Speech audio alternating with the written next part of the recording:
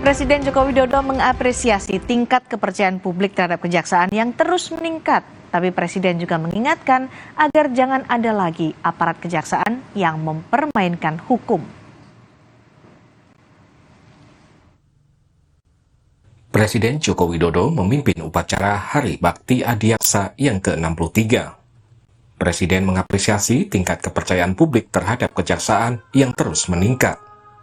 Di bulan Juli 2023 ini, tingkat kepercayaan publik terhadap kejaksaan berada di angka 81,2% atau tertinggi dalam 9 tahun terakhir. Saya senang, trust terhadap kejaksaan, kepercayaan publik terhadap kejaksaan terus meningkat.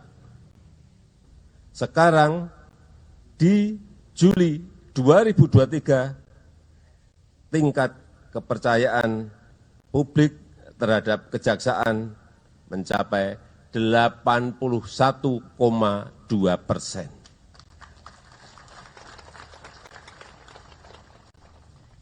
Ini sangat tinggi.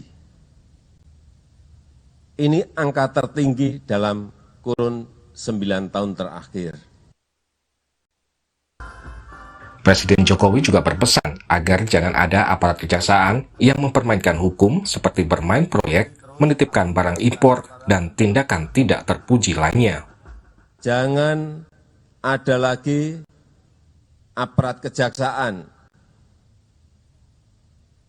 Meskipun saya tahu ini oknum yang mempermainkan hukum, yang menitip rekanan proyek, yang menitip barang impor, dan berbagai tindakan tidak terpuji lainnya.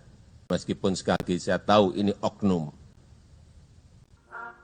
Kepala Pusat Penerangan Hukum Kejaksaan Agung, Ketut Sumedana berharap pesan dari Presiden Jokowi bisa menjadi motivasi dan inspirasi bagi para jaksa.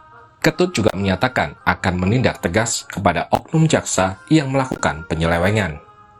Ada pesan-pesan khusus yang terkait dengan bagaimana insan jaksa ini tidak melakukan penyalahgunaan kewenangan, tidak melakukan penyelewengan, tidak bermain proyek, salah satunya yang ditujukan bukan hanya pada kejaksaan tapi semua aparat penegak hukum.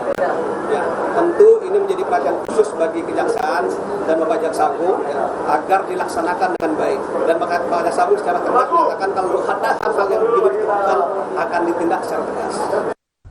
Selain Presiden Joko Widodo, upacara Hari Bakti Adiaksa ke-63 juga dihadiri Kapolri Jenderal Listio Sigit Prabowo, Panglima TNI Laksamana Yudo Margono, perwakilan Komisi 3 DPR RI, dan sejumlah pejabat lainnya.